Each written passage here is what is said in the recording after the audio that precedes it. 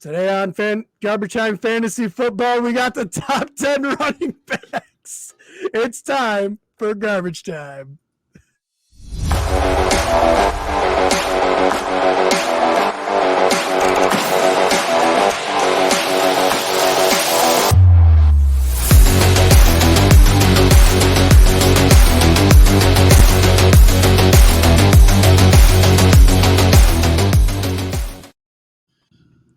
And I unplugged my headphones.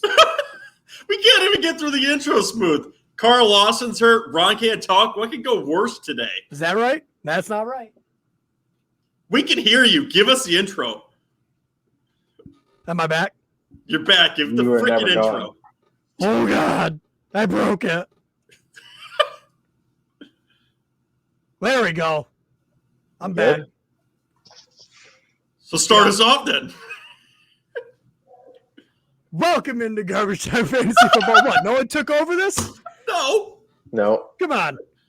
You can start it over if you like. No, it's fine. We're going to roll with it. Starting over sounds horrible. Someday we'll have a smooth intro. Someday. Yeah. Never. First, I wanted to take out the garbage time and just say today on fantasy football. I mean, I guess technically it wasn't wrong. Mm-hmm. But now we need the welcome in. And now go ahead and do it. Welcome into Garbage Time Fantasy Football.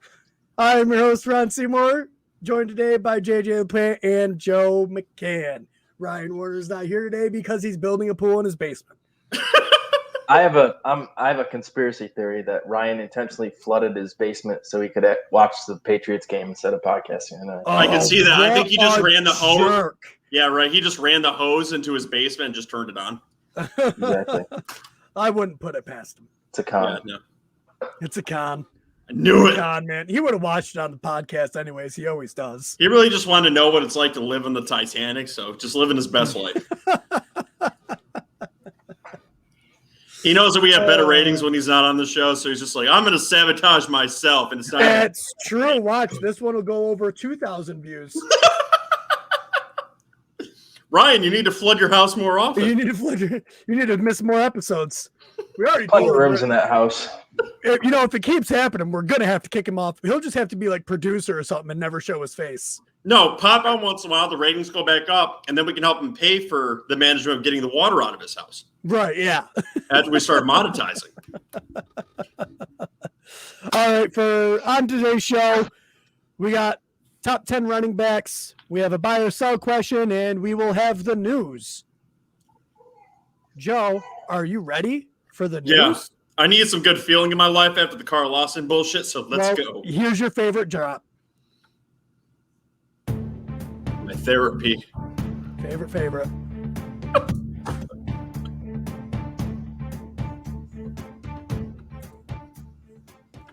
News updates. All right, boys. I believe something happened to another man going off in a cart besides Carl Lawson. So what's going on with Mark Andrews? Yeah, he got taken off on a cart, then had to get an IV, passed out, then got taken away in an ambulance. Dr. Joe says it's probably heat stroke. I hope so. I'd like And to that see he'll him. be completely fine. Heat stroke is not serious. Don't be a bitch. That is not true, and I will not condone what Ron just said. He's definitely not a bitch. He's an NFL athlete. Heat stroke is nothing to be joking about. It's not what he said before the show, guys. It's not what he said. That's not what he said. Liar. Anyway, yes. That Tyrod Taylor's doctor put the IV needle in, and that's why. Oh, my God. Mark Andrews. I hope you're Mark okay, Andrews, Mark Andrews. refuse any medical care if you read that name. Stay away from him. We want you Stay back. away. It's week 1. We know you're going to be good this year, so just stay away. Gotta be good. And they got no other pass catchers. I've had It's heat a exhaustion. Hollywood Brown. I've had heat exhaustion before, and it was bad, so I'm sure heat stroke is even worse. Yeah. Yeah. Just playing. But we're also not medical doctors, so we can't, Right. prescribe that, but that's what it sounds like to me. I haven't read any other updates on it, so just keep keen to that and look what's going on. We'll move on from that, though, onto another story. So Gio Bernard is... Hold on. You have an update? If the Ravens pass catchers keep dropping like this, Lamar Jackson might rush for that 16 touchdowns that you predicted him for. See, called it. Didn't even intend on it, but called it. All right. All right, another news too. We have Gio Bernard making some noise down there with Tampa Bay. He got a lot of the third down work with Tampa. He's also getting some other reps that JJ was telling us about. So he is really going to be a big piece of that three-headed monster, which is code for in fantasy football. Stay away. Nothing to see here. You do not want that backfield. Which is why I traded away that backfield. I was just going to say the best thing to do in this backfield is find someone that'll trade for Ronald Jones and just get someone that, isn't really playing yet but has tons of upside. It's like, I don't know, Trey Sermon or someone, and see if someone else is ridiculous enough to make that trade. Excuse me. Ronald Jones won't necessarily do anything. I just liked the upside. So do not say, again, I am a used car salesman. I get it. That. Don't care. Anyway, on to the next story. DeAndre Swift is getting a heavy amount of reps in camp coming off the injury. So obviously he's healthy again. They're confident in him. That offense is horrible, but he's really the only weapon in that backfield now. They do have Jamal Williams. It's a concern, something to look at still when you're considering drafting him. He's not off my draft boards, but I honestly have dropped him to the 4th round. I really don't like DeAndre Swift this year, even with the load he's getting there.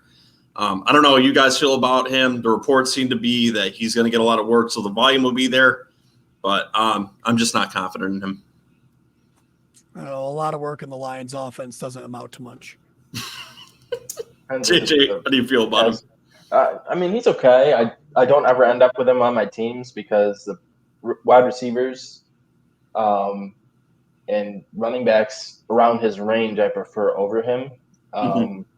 Usually, like in mocks, he's around with David Montgomery and Justin Jefferson and A.J. Brown, and I'd rather those three than DeAndre Swift right now. He's kind of giving off those David Johnson vibes of last year to me. Like, he's getting some hype there, a lot of work, but I don't know if it's going to really amount to anything. David Johnson had an okay season last year, but it was nothing special, and that's kind of the feeling I'm getting with him. On paper, he's got Campbell was a tight ends coach, but he's like a tough old school guy. He wants to run. So all signs point to him having a great opportunity, and I think he could be good. I don't know what it is. Maybe because he plays for the Lions. There's injuries concerns with him. Yeah. He's already been injured once this year. He was injured last year. Like, I know running backs generally don't play every game anyways, but he has that feel that he could miss significant time. Well, that might just be because Dan Campbell's got having him do too many up downs, and that's what I think's going on. So, maybe if you rested up on him a little bit, you'll stay healthy. He could be a solid number 2 for your team if he stays healthy the whole season, just off of workload alone. Motor City Dan Campbell. Where did I hear that on? Was the Pat McAfee show? Yeah, that was a Pat McAfee show. Probably. I love that. Motor City Dan Campbell. Anyway, on to our next bit of news. Devonta Smith is going to be playing tonight. Right now. Actually, he is playing right now. How's he looking? Got any plays for him yet? Well, no. I think they kick off in like 4 minutes. All right, but you said right now. Way to go, liar. Well, they're on the field in uniform, about to kick off. He's about to play.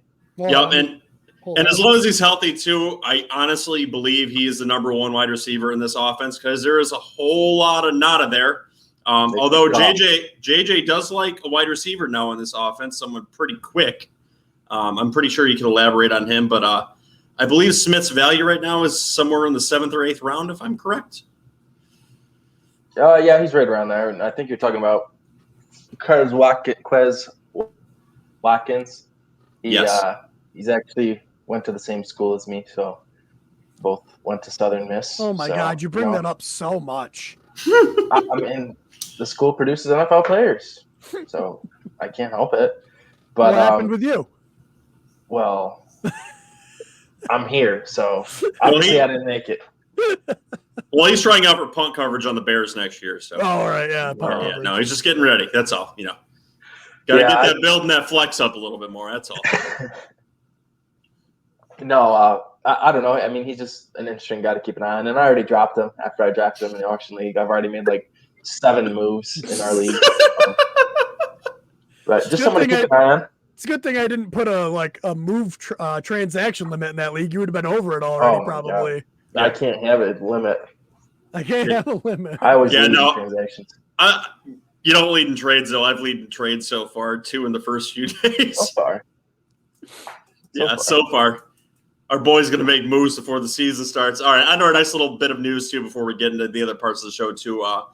Dak Prescott has really taken all deniability that injury was coming to his shoulder. The MRI came back good.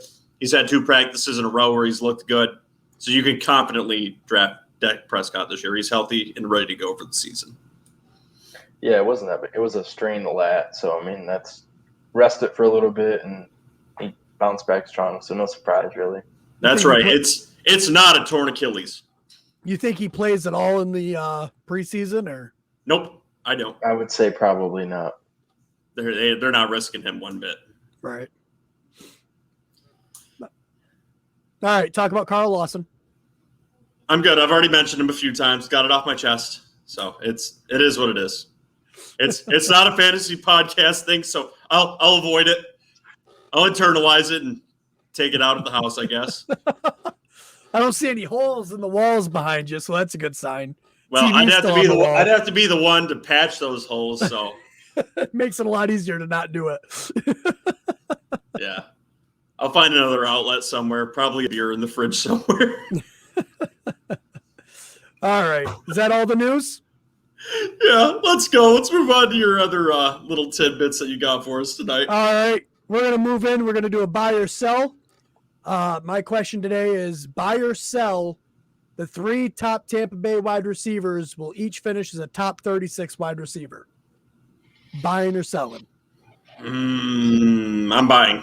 The reason why I'm buying is that offense was pretty prolific last year. It showed the propensity when all 3 of them were playing together for them all to have volume. Where you will see them get the value for all 3 of them being top 36 will be Godwin will be the possession receiver. The dog in the offense will be Antonio Brown. I think he'll lead them with reception yards. And the guy getting the touchdowns will be Evans. And that's how you get them all in the top 36. And I like Antonio Brown in the offense. Yeah, me too. I also have it as a buy. I thought about this just on the fly the other day before I even looked at my projections. That I'm like, well, I'm just going to go by my projections, see what I have, and I have them all as a top 36. So I feel like they can all get there. I'm selling. You're selling? Who do you have outside the top 36? AB. I got him. Really? I got him. I got him on 70 receptions for 888 yards, 6 touchdowns. There's just with their news of Bernard and they have 3 pass catching tight ends and Evans and Godwin. I don't think they can squeeze them all in there. And there's too many other young talented receivers that I have kind of taken a jump this year. So I think 2 of them get in, but one of them's on the outside. The one I doubted the most, and actually I did not have him in the top 36 until I started watching him again this season. They just looked too good to be outside of it, was Godwin. I think he would be the one to most likely have the most disappointing season. I don't care what you say, JJ. Brown was the leading target catcher in that offense when he got there in week 8. The one that would be on the outs and is the most similar to him is Godwin.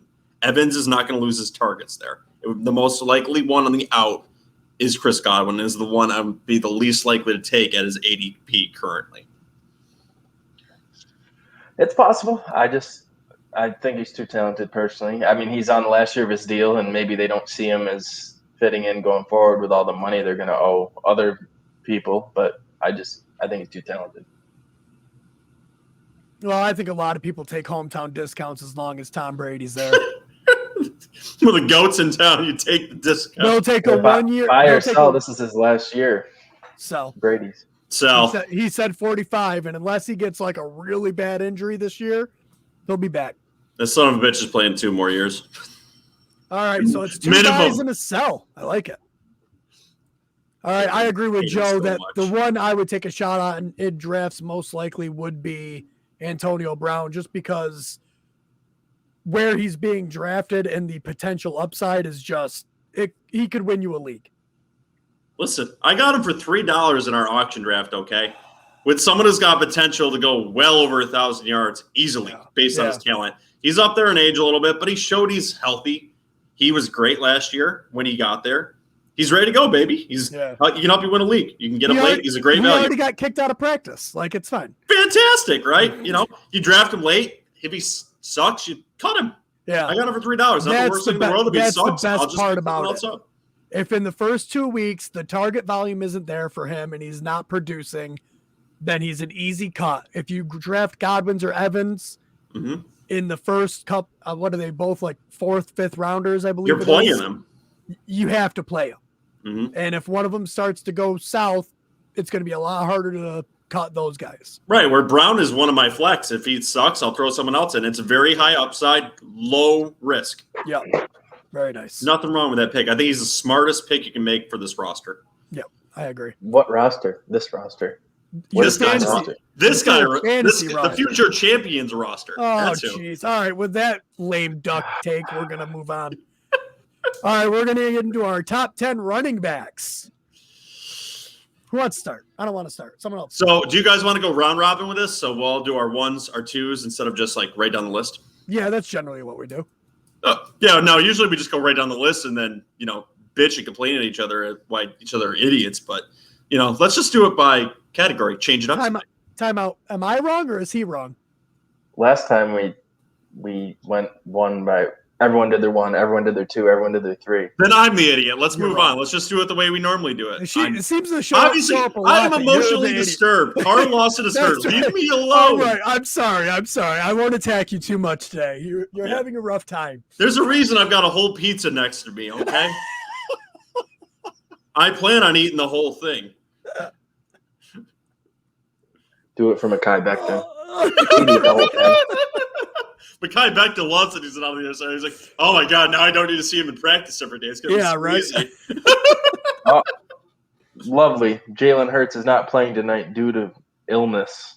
COVID. Good thing I put him in my DraftKings lineup. Yeah, it's great. Wait, you did a preseason DraftKings? Yeah. What? Who does a preseason DraftKings? Apparently only you. Me, and it didn't work out. Obviously not. He lost to himself. My word. Oh, man. So now anything about their rookie wide receiver there isn't going to seem like anything because it's not going to be with Jalen Hurts. So, yeah, they got a Super Bowl MVP there that threw for an 80-yard bomb yesterday. He can see some work there still. You might see something from him. Yeah. Patriots are already on the board. Right. Ryan's doing it while he's sweeping up water.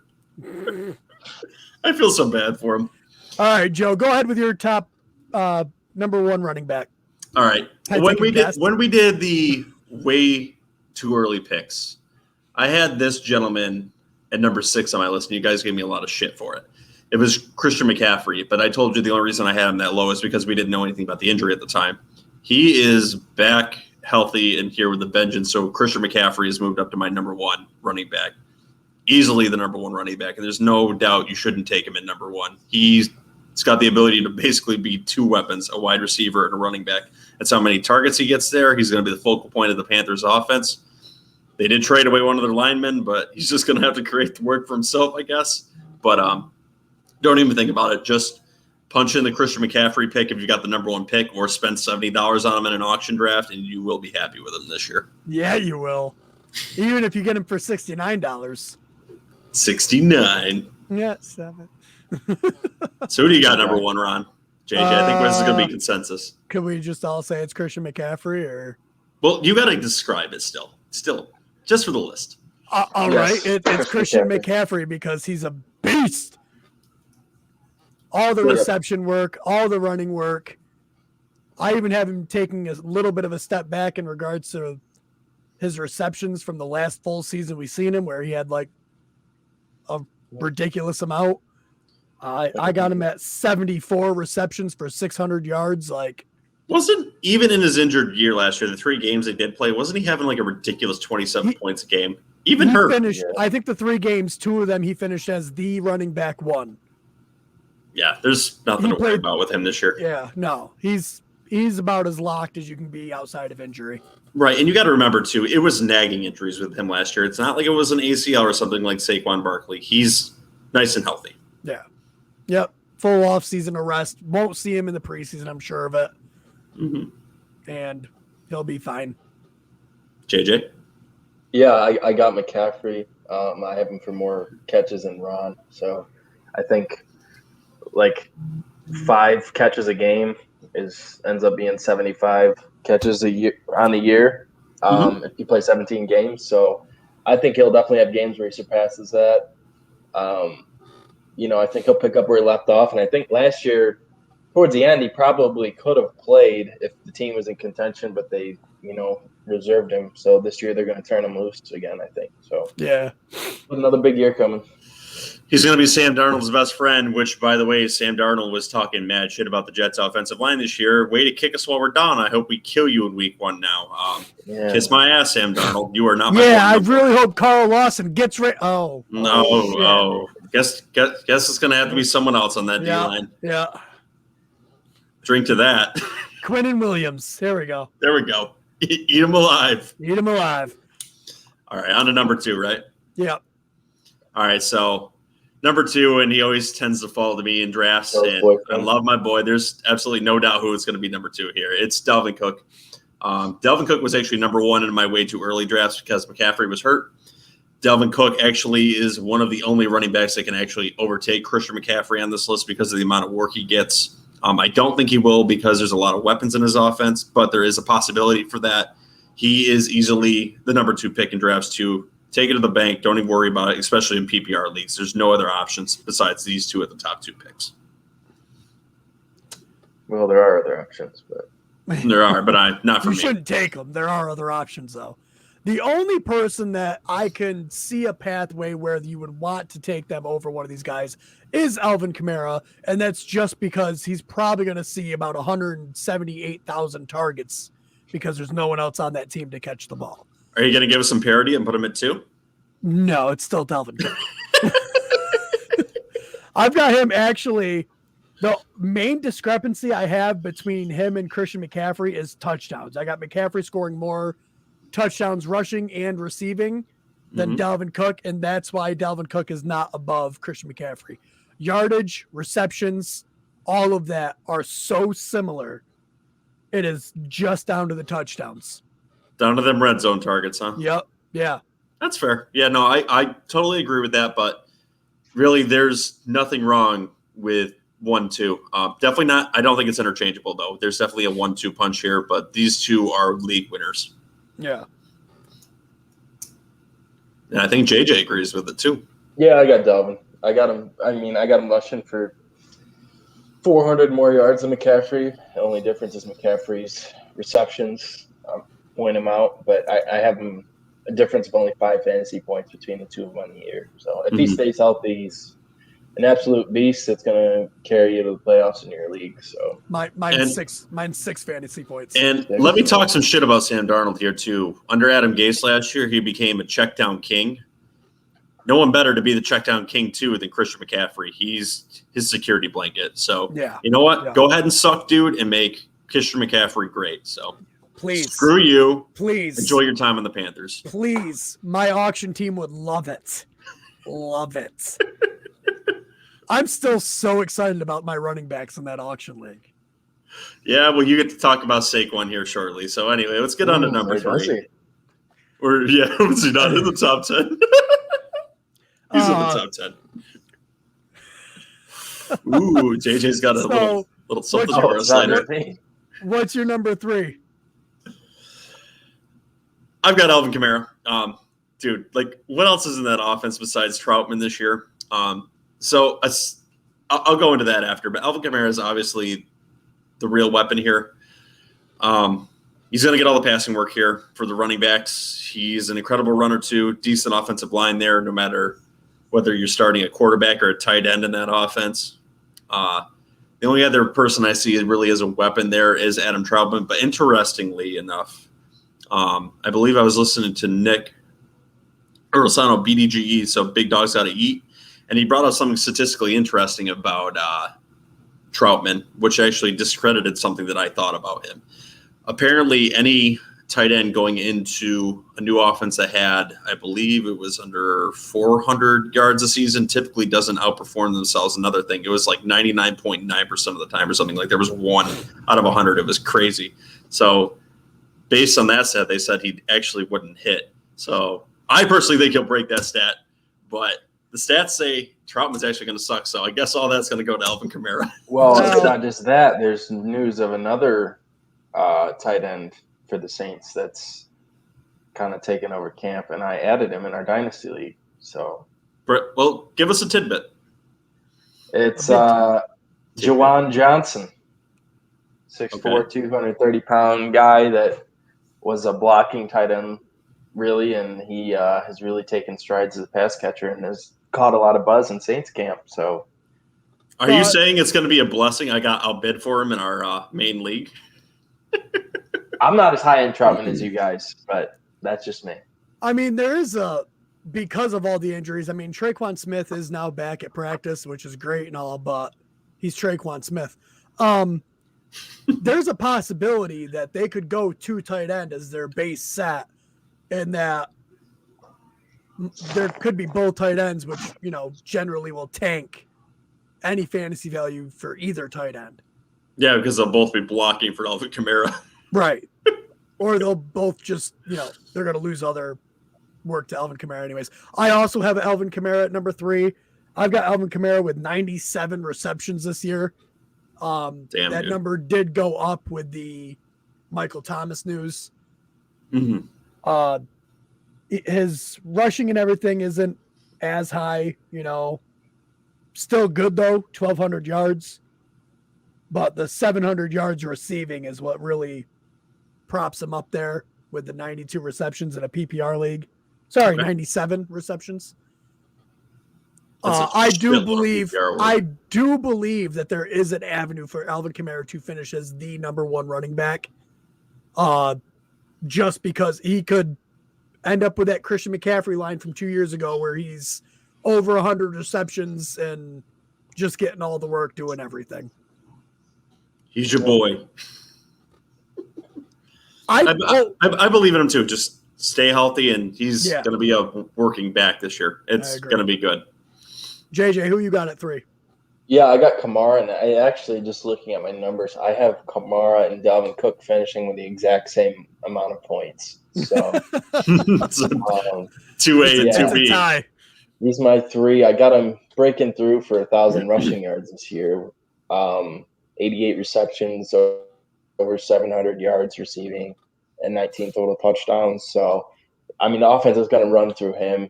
Michael Thomas is going to be out for a little while, and who knows what the hell they're going to do at quarterback. You know what I think they should do, but it's not the episode to get into that. No, I'm not. We already had the quarterback episode. Saying he who must not be named. I see Ron wearing a Hogwarts shirt over there. So hell yeah. Kamara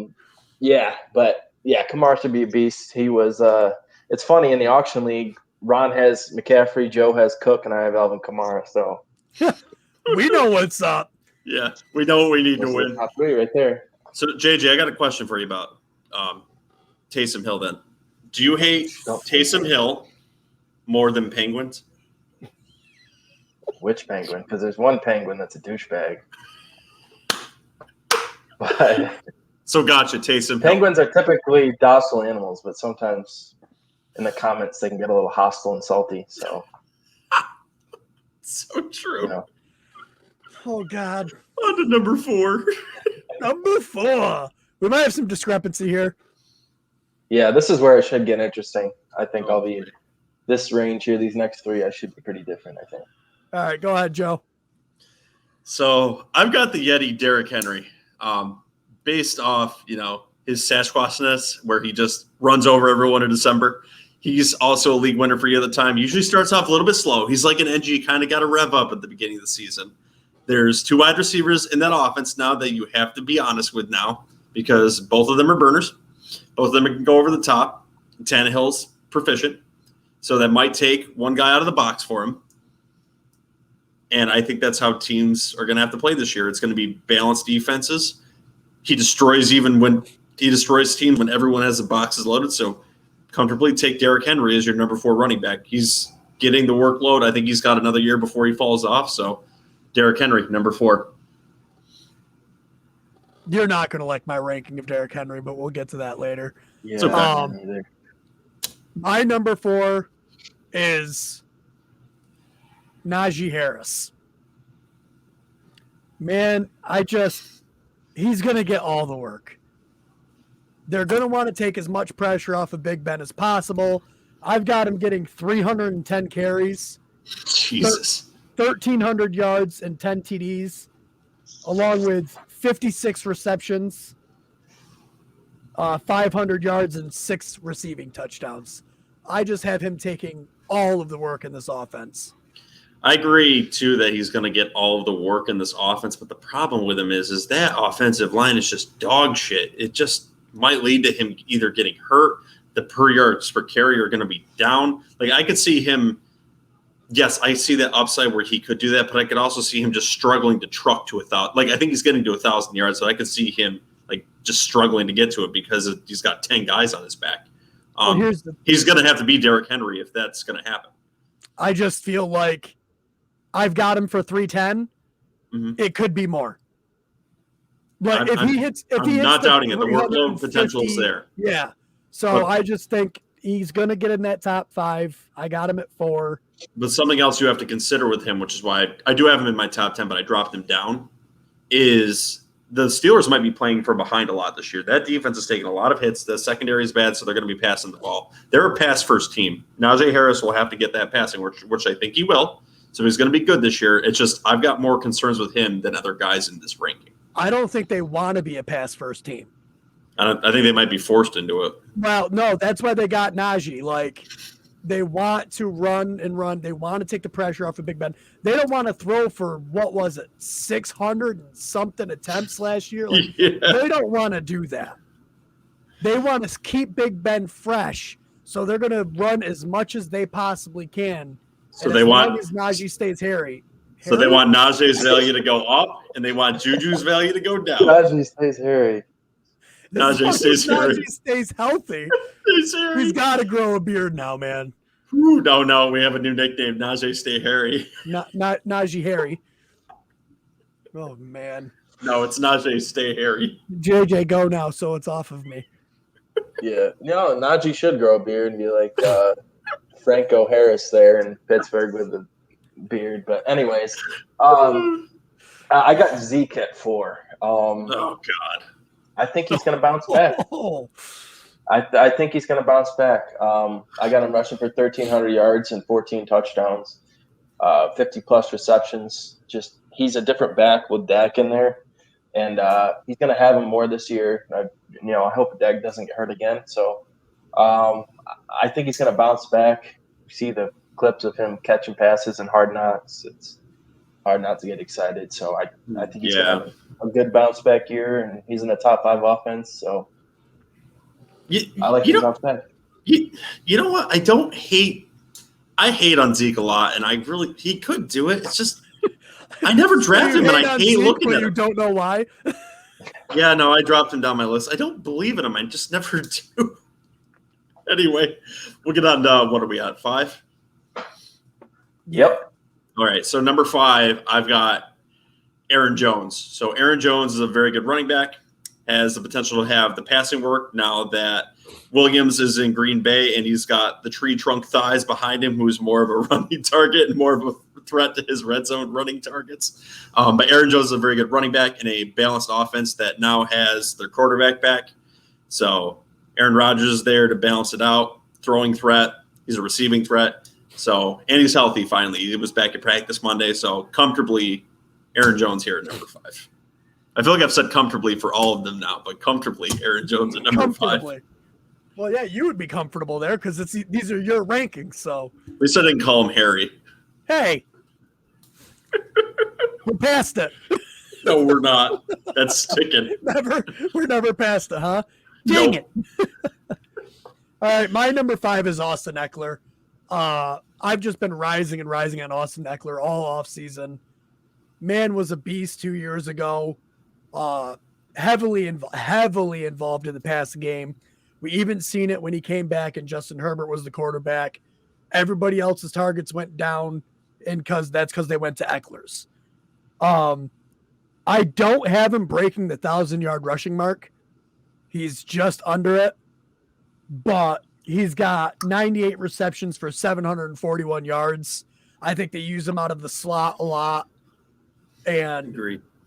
And even if there's another running back lined up in the backfield, he could still be on the field to catch passes out of the slot. I think the upside is tremendous, and he could be safe running back 1 every week just because of the PPR upside. He's a great value at the end of the first round too, and that's really where he's been falling, that 10 through 12 range. So I mean, look at that. You get someone with receiving upside, and you can come back and get another running back with receiving upside. There's a lot of them in the second round. Just take your pick. And I wanted to mention before I got distracted by saying Najee Harris, just to jump back, the difference between my running back 3 and running back 4, Alvin Kamara and Najee Harris, is like 30 fantasy points. So there's a pretty big drop off when I went from 3 to 4. Definitely a tier break. I would say the top 3 are tier 1, and then moving on would be tier 2. That's fair. Yeah, no, I there could be a drop off there. So I understand what you're saying. Any takes on Austin Eckler there, JJ? That's higher than I have him. I actually have Eckler down at RB12. Ooh. I only have him rushing for 600 yards, and but I have him with 80 receptions for over 8. There he is. A lot of buzz about Larry Roundtree, and I think that's a. Did I cut out? Yeah, go ahead and say it again. Larry Roundtree. I think there's a lot of buzz about Larry Roundtree at Chargers camp, and I think he's a thing. And, I mean, he looked good the other day. I think Eckler's carries are going to be a little lower than some people think. He's not going to get any of the goal line work, in my opinion. So that's why I have him down a little bit. But he's still a dynamic pass-catching back, and I think that's where he's best. When they pound him for 15-plus carries, I think that kind of takes away his effectiveness. So I like him more balanced and not running as much as they had him do last year. So he got hurt, but yeah, right, I just think they're gonna have a guy that pounds the ball more. So he's my RB12.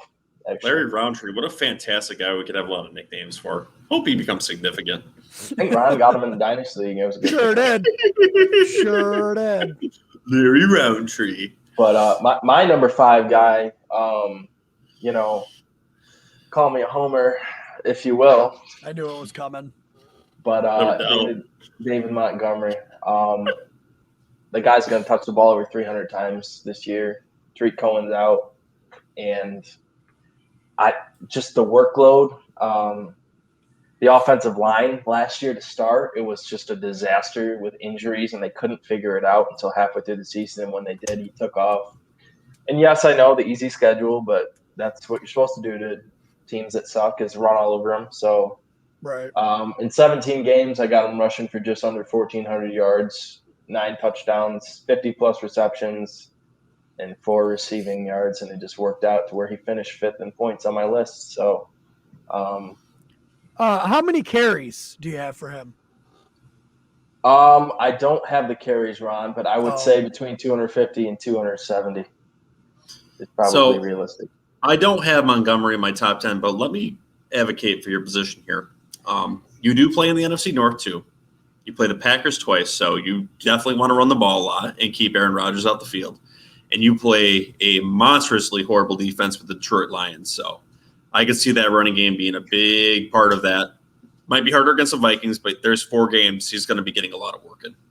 He actually runs really well against the Vikings for whatever reason. Every NFC North opponent, he seems that's when he's at his best. I mean, I know he beat up on those bad teams, but all 3 divisional opponents, he's gone over 100 yards before.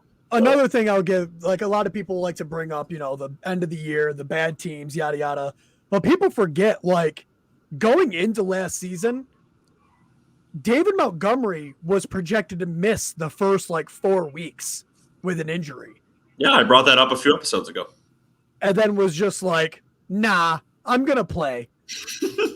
Can Carl Lawson do that, please? No. So I'm sure, he was still recovering for the first little bit of the season, and then just happened to get fully healthy around the same time as the bad or the good schedule. So and let's put some more wind in the back of JJ Sales too. Typically the guy that would take all of his passing work is coming in stiff and hurt this year too. So Montgomery's going to get that work. Yeah, and Williams isn't the kind of guy to get the passing work. And you guys, I mean, you bring up the groin injury, but there was that game versus the Packers where he like hyperextended his knee, and I'm like, man, he just sprained his knee. He's gonna miss the rest of the season. He was back in like 2 drives later. He's just a tough dude. Yeah, he is tough. Yeah. I'm not like out on David Montgomery. I have him at 13. I think I have his efficiency a little bit lower. But if Justin Fields ends up being the starter with Justin Fields' rushing ability, I do think that hurts his pass catching a little bit, but helps his yards per carry. So I could definitely see where he could shoot up if Justin Fields was named the starter. It just, as of right now, I don't know how much I trust Dalton. Yeah, well, in one Trubisky, they really had to change the offense to go a lot of under center, like bootleg stuff. And they'll still do a little bit of that, but they're going to run more shotgun this year, I think, the RPO and things like that. Well, I mean with Justin Fields back there, he can look and take off. So, yeah, shotgun's going to be happening a lot for him. I think you're right. Yeah. No, it's good valuation, and it's something to consider when doing your rankings, too. He can be a good value pick. Well, here's my thing. And if you go by ADP, a guy we just talked about, Austin Eckler, is going end of the first round. If you could get Austin Eckler than David Montgomery, 1, 2, and actually David Montgomery has been going closer to 3. Yeah. So you could almost get Christian McCaffrey in the 101, come back, get David Montgomery as your second pick. You could have a very strong. Or let me float this. You could go Christian McCaffrey, George Kittle, and then possibly swing him in the 3rd. That's true. If you have a top. Yeah, you could possibly. Yeah, he's definitely a name floating under the radar. So it's a strategy to think about. If you believe you can implement it in your league, maybe consider it. There's some other running backs you can get in the 3rd round too. Only a few, so be very careful with that. Yeah. I do not advocate for it. I advocate for running back, but it doesn't always work like that. You could, picking at the 101, you could get CMC, Montgomery, then CEH, who's also going in like the 3rd round. Mm-hmm. Yeah. And that'd be a great trio of running backs to have. Yeah. Anyway, on to number 6, right? Number 6. All right, so number 6, I've got someone that's kind of fallen off under people's radars a little bit, but he showed how good of a running back he was last year, Nick Chubb. So Kareem Hunt came on early in the season as the passing guy, but Nick Chubb came back from injury and showed why he's the dominant number 1 of this offense. I honestly saw them as 50-50 partners last year. That's not the case here. Nick Chubb is going to get the work here. Kareem Hunt will get passing work, but Nick Chubb is a fantastic 1-2 punch that gets value for his volume. He's a good running back. They're going to look to run the ball a lot this year, and he's my number 6 running back on this list.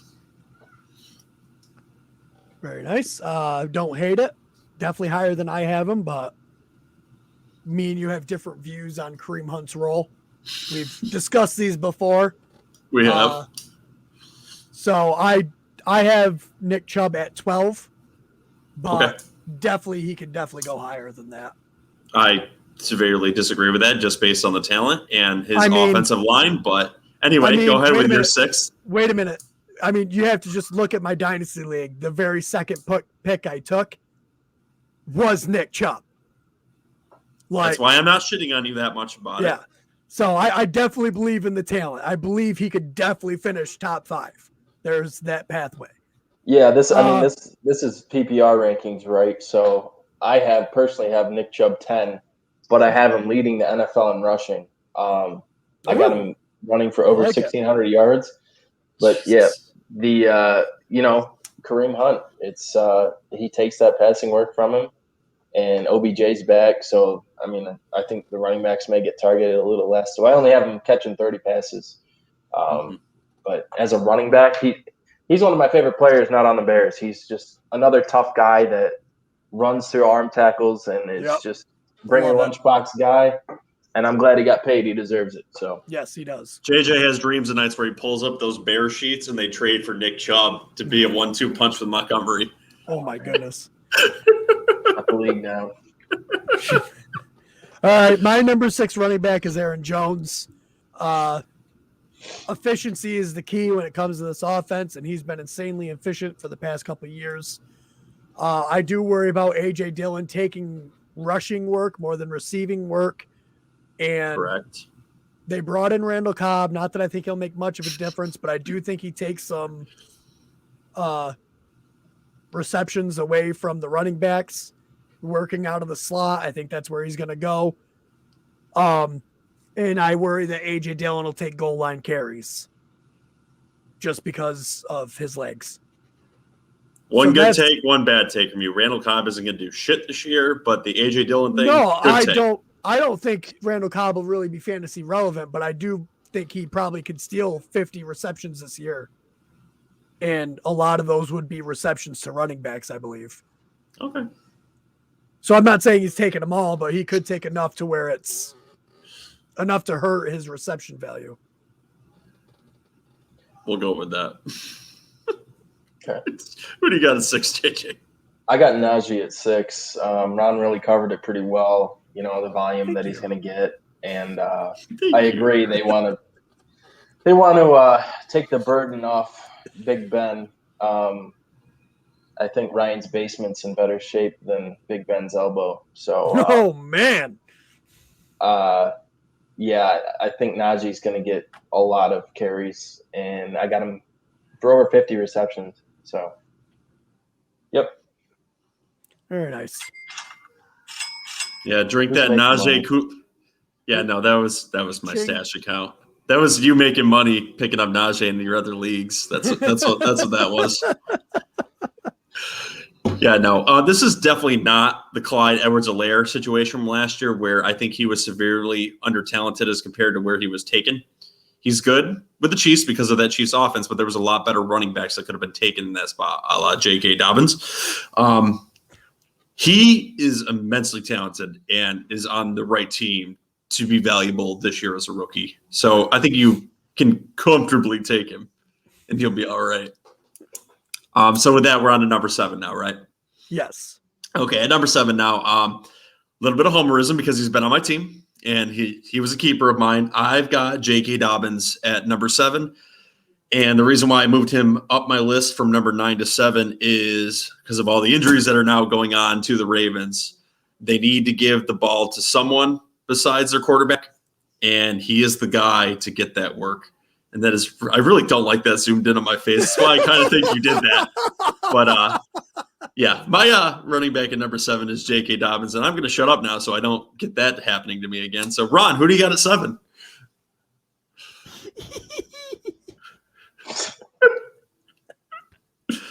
Oh man. Well, first I want to say I got JK Dobbins at 16. Oh, that's bullshit. That is such bullshit.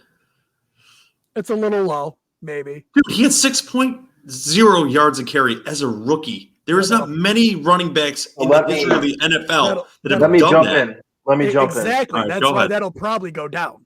So I think J.K. Dobbins is as talented as Dalvin Cook. He's explosive. Yep. He's fast. He can catch. The problem is the team that he's on. I actually have him at RB 18, and I hate that because his talent is top 5 in my opinion. Mm-hmm. But he just does not get the passing work, and Lamar steals rushing touchdowns. But that's the thing is everything out of camp is showing that he is going to get the passing work this year. There's reports of him getting the passing work. They are injured all around, so he's up for an upgrade of work. So even if he just gets a slight uptick and he's the number 1 now, he's going to be fantastic. That's why I've got him here at 7. How many receptions do you have for Dobbins this year? I didn't tally that. I didn't have time. But he's going to get passing work. I've got Dobbins at 25 receptions. No, it'll be north of that. I got 37 for him. But I just your boy's got to tick those numbers up. Well, my thing is, how many yards you got Lamar Jackson rushing for? Over 1,000, right? Mm-hmm. But I also had this being a very prolific running offense, which it looks like because all their wide receivers and tight ends are hurt now. I predicted at the beginning of the season during our bold predictions that he was actually going to be the number 2 running back in the AFC. And I believe that. Here's my issues and why I have J.K. Dobbins lower. First off, they paid Gus Edwards. They're going to use Gus Edwards. they've always liked to use 2, if not 3 running backs. They don't really have 3 no more. Mark Ingram's gone. They don't have a third one, so they're still going to use 2. No, So I've got JK Dobbins with 250 attempts on the ground. Okay. It's very good. And I've also got him for 1,200 yards. That's a crazy efficiency. Yep. That's roughly, I believe that's over 5 yards per carry. Yep. 6 yards per carry is stupid efficient. Like, that's going to come down. Again, that's why the talent's going to bleed through, and you won't see Gus Edwards on the field. It doesn't He matter. will be their bell cow. They never use a bell cow. You're going to see it change because they haven't had this talented of a running back in a long ass time. They would not have paid Gus Edwards, and it wasn't a small contract they gave him. They would not have paid Gus. Yeah. I believe they would pay a running back even if it wasn't JK Dobbins because this is a running team and they need someone to at least be a reliever here. If he got hurt, Gus Edwards is a good fit. That running back position is very important to the Ravens, so I think they would have paid someone regardless. They always use multiple running backs. They've never, since Lamar Jackson has gotten there. The trend bucks this year. I don't think it does. Why would they want to risk hurting J.K. Dobbins? They're not going to risk hurting him. He's a fucking tank, dude. You got to play your best player. You don't take someone off the field because they're not talented. You put them on the field to win. That makes no sense. Oh, no, I'm going to take them off the field so my talented players. All of the time. Have you ever heard of this thing? It's called a running back by committee. People implement that all the time to make it so their best running back doesn't get injured. You're telling me this is going to be the most prolific running offense in the league, and so that means J.K. Dobbins will get well over 300 carries in the year. Bank it, dude. Number 2 running back in the AFC.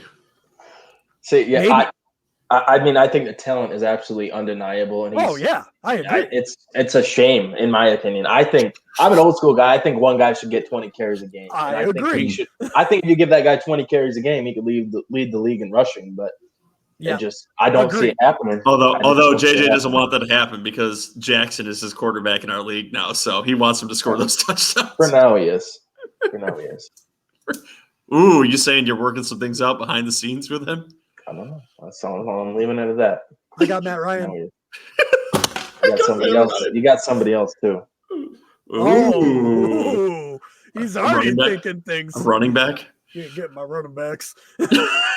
Not a running back. You know what he's saying? He's thinking your Washington football team running back, Matt Ryan. Yeah, get my running backs. All right. What number are we on? I haven't given my 7 yet. Have I given my 7? No, I think you guys were too pissed I put J.K. Dobbins at 7. I wasn't pissed. I would love for that to happen. I just don't think it's going to happen. I just don't believe that's what's going to happen. I think we're all in line with the talent is amazing. Mm-hmm. Just me and JJ are more worried about the offense as a whole than you are. Well, not even the offense, just his usage in the offense, really. All right, my number 7 is Joe Mixon. This is another one of those just volume. That's so fucking gross. Volume. Yeah, you're definitely right. It can be volume. They've already talked about him being a 3-down back. They got rid of Giovanni Bernard. So there's really not many people left on that roster that's going to take passing down work from him. My main thing with Joe Mixon is health. But if that man can stay healthy, this offense is going to score points. There's enough wide receivers where people can't stack the box. If Joe Burrow can make people respect the pass even enough, then the volume that Joe Mixon is going to get, it will put him at or around running back 7. I want to shit on it. I can't too much.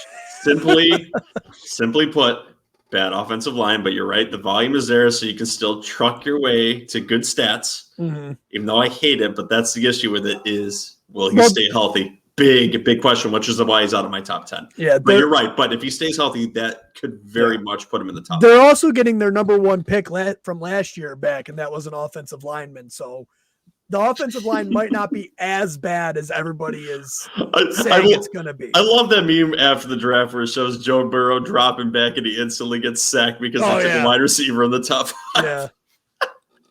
No, it's definitely funny. But, I mean, I got him for 308 carries, just under 1,300 yards and 11 TDs, and 500 receiving yards and 2 receiving touchdowns.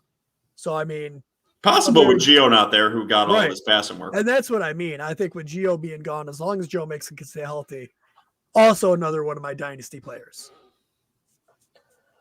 Yeah, You're big on your dynasty team tonight. I like Mixon too. And I did these before the dynasty draft. I got Mixon at 11, and I got him in our auction league, and I got the guy who I think could take his passing away, Chris Evans, in our dynasty league. So, no, I mean I agree with everything you're saying. The volume's going to be there. The big quote earlier in the offseason was, "We don't want Joe Mixon to come off the field." So, that's coach talk, but I put a little stock in that. He's a talented kid. They paid him. They're going to let him work. So, I definitely can see why he's in the top 10. Yep. My 7 is Aaron Jones. My 5, 6, 7 is Montgomery, Harris, and Jones, and I have them all between 1,200, 1,400 yards, just over 50 receptions. He's in that category.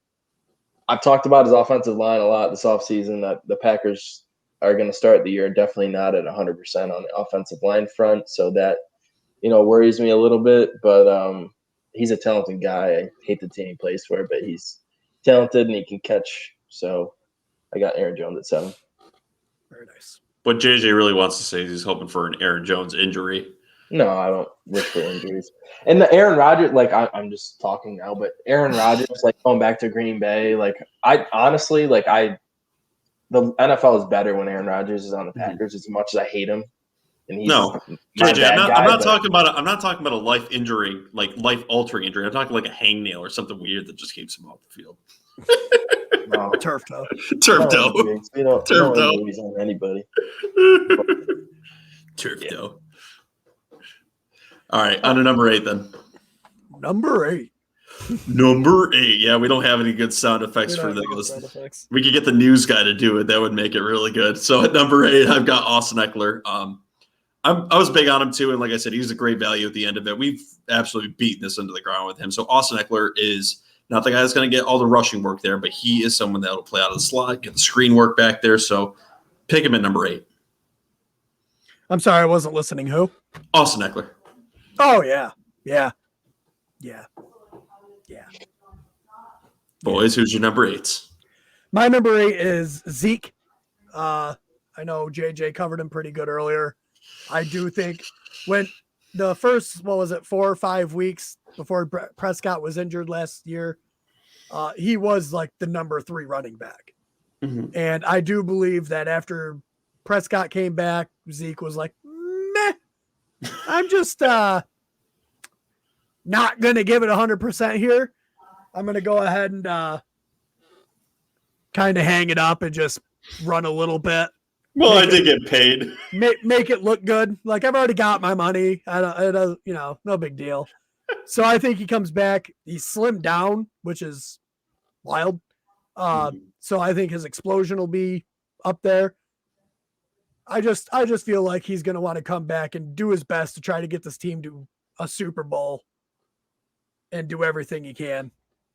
He doesn't have much time left, and he wants it. Which is sad because he is young, but he's just a running back. That's just how it is. Yeah, he's 27, something like that. It's so sad. He's younger than me, and I'm calling him old. Right? Yeah, I mean, he's 26. He just turned 26. Really? He's still got good 4 years. Wow, I thought he was 4 years I thought left. he was older than that. Maybe, but I mean, look what happened. Like, he's had so many carries. Look what happened to Gurley, and it goes fast at running back. So. You fall right off a cliff. Yep. All right. Speaking of falling off a cliff, JJ, where's your number 8? It's funny that you say that because it's a guy you hate on, and we've had debate about. My gut had a feeling he was coming up, so go ahead. Jonathan Taylor is my number 8 running back. Joe and I have a little side bet on Aaron Jones versus Jonathan Taylor, and I actually have Jones higher than Taylor now after some of the news. Only the separating factor is the receiving work from Aaron Jones. I still have Jonathan Taylor rushing for just under 300 yards more than Aaron Jones. I know the line was shaky, and or the health of the line is shaky, and there's a lot of talk about the left tackle being a huge problem for the Colts, but I think they're just going to rely on him early when they try and get healthy everywhere, and I think it'll pan out. I got him for just under 1,500 yards rushing this year. So, or you can just do what I do and keep him out of your top 10 running backs because I just don't like him. Joe's a hater. That's why your whole team's getting hurt, Joe. It's bad karma. I don't. You're saying that's why Carl Lawson's off the team right now? That's because you hate on Jonathan Taylor. Such bullshit. That's rude. I know, it's so mean, dude. I'm already down today. You just like kicked me right there like I'm a dog. Nobody kicks dogs, man. It's so mean. Anyway, so we're on to number 9, right? Number 9. All right, so I've got someone here who you guys have already mentioned. And I don't rank rookies this high very often, but Najee Harris, man, like he's got the volume, he's got the body of work here. The offensive line does concern me, as I said, because it's a passing team, but he's got everything in the formula to be very successful. He could easily finish in the top 5 based just on the work he's going to get. If that offensive line holds up, watch out. But until he's proven otherwise, I would take all these other running backs first. So Najee Harris at number 9. But he could easily and arguably be taken in the first round now, and nobody would give you a problem about it. My number 9, I got Derrick Henry. He is a beast, and I don't predict him to stop being beastly. Mm-hmm. But a lot of carries every year. And I think he's going to take a step back as he's only going to rush 325 times this year instead of like 370, 380. Oh, God, what a horrible drop-off. And I know. And he's going to go all the way down to 1,700 rushing yards. Like, whew, man is just going to take it. His biggest thing is the passing work. He's not involved in the passing game. I mean, and I don't feel like that's going to change. They brought in Julio Jones. That's where the passing work's going to go. Mm-hmm. Him and A.J. Brown. Still love Derrick Henry. I think the floor is super safe with Derrick Henry, but I just don't think he gets you the 2,000 yards that he did last year. I don't think he gets the 380 carries, and he can't. His body literally can't. He won't be able to handle it. I've got an interesting you haven't take mentioned and question Derrick Henry for yet. you. No, I already have. Oh, he was my number 4. Was it JJ? JJ hasn't mentioned Derrick Henry. So I've got a question for you then, Ron. Right. Who's going to fall off the cliff first? Is it going to be Derrick Henry or Travis Kelce? Derrick Henry. I heard a study. I can't remember exactly who I was listening to. I want to say it was the fantasy footballers. And they did a study where it showed like every position's like peak age. Mm-hmm. And it said the really good tight ends, their peak years are like 27 to like 33. And where running backs, like that 28 year range is where you are like done almost. Not that I think Derrick Henry will be a little bit of an outlier with this, but I think he ends up just being Frank Gore, but slightly better. You know what I mean? Where Frank Gore was just always consistent. You give him the ball, he plugs it away. He's good. I've got all the respect in the world for Frank Gore. It's just that he's connected to Adam Gase now, so I just can't. Right. Derrick Henry will be that kind of running back, but a little bit better. You know what I mean? Like a little bit better. So I by no means do I think that'll be this year. Probably won't even be next year. So you're saying he's got some LeGarrette Blunt in his future where he's going to be popping team to team, helping you win Super Bowls. Last piece needed. Yeah, honestly, that could be it. Where like they bring in Derrick Henry for that change of pace, goal line monster, and he could end up. Remember that one year LeGarrette Blunt had what was it like 18 rushing touchdowns or something? Like it'll be something along those lines. So he'll finish the end of his career will be a non-passing work LT then. Yeah, pretty much. Just that change of pace bruiser, but still decent. That's fair. All right, JJ, who do you got at 9? I have Antonio Gibson at 9. There it is. I think his trajectory is going up, and before the season starts, I think I could have him even higher. it's really encouraging to hear that he's working on the 2-minute, and then in the preseason game, he caught a couple passes early.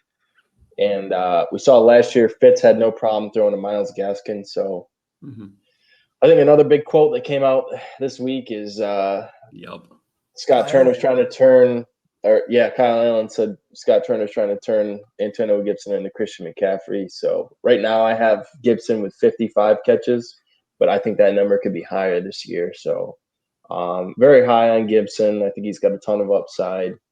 And, Hey, Ron, are you drinking Red Bull over there? It hurts my soul to my core that I have Antonio Gibson at 15. Oh, it hurts so much. Dude, you're not even going to respond to what I asked you? I had a punchline there, and you just ruined it for me. Well, that's what I tend to try to do. I was going to say, you looked like you were fucking flying high over there when he said number 9 because he's on your team. I love that he has him at 9. Please, for the love of God, finish at 9. Anyway, why do you got him at 15? I got him for 260 carries, 1,200 yards and 8 TDs, 52 receptions, 360 receiving yards, and 1 receiving touchdown. I don't know how fast they actually want to phase J.D. McKissic out, and he's already had some injuries last year, so it worries me a little bit. It was turf toe though, so it wasn't a soft. He wasn't battling chronic soft tissue injuries. I know, but I guess I need one more season to actually see it. You know what I mean? But I agree. And I haven't updated anything since that report from Kyle Allen came out. If you've listened to the show at all, I'm in on Antonio Gibson. I will take him if he's there second round probably. But I couldn't get him up there, and I hate it. I hate it so much. All right, and then to finish us out at number 10 too. I know what you just saw on your phone, JJ. I've got Ezekiel Elliott too, the half-man shirt king himself. I can't hand him too much. He is a top 10 running back. I won't ever draft him. I don't know. Something about Zeke just doesn't say league winner to me. He's prolific in this Dallas offense. He gets all the work there. I just avoid him. Can't stand him. Don't know why. Just don't take him. But if you like him, take him. I'm happy for you. My number 10 is Jonathan Taylor. I really think he could have a great year. I'm hoping that the Colts use him to his potential. The reason I have him at 10 is because I just don't believe that they will. Wait a minute. What do you got? Go ahead with your number 10, JJ. I actually mentioned it a little earlier, but I got Nick Chubb at 10, and again, I have him leading the NFL in rushing, but just the passing work that's being stolen by Kareem Hunt is what holds him back. It's another another kind of JK Dobbins situation where I love the talent, and it's just there's another player kind of in his way, keeping him from being one of those top 5 guys. So I got Nick Chubb at 10. Wow. I want to say Saquon Barkley was not in any of our top 10s. He wasn't. And that's simply because of the injury scare. I'm at 11. Where are you at with him, Joe? He's my 11. So I have Chubb 10, Mixon 11, Eckler 12, wow, at 13. I think I'm too low. I did do this when I made my initial list here when he was rumored to potentially miss the first couple of weeks. Yeah. So I'll definitely update my rankings prior to the season, and I'm sure he'll probably breach the top 10. Here's something to remember, though, and I want our listeners to take this in, too. And this is why he's ranked out of our top 10. Do not seek out injuries when drafting anyone. A lot of players in fantasy love names, and injuries will find you.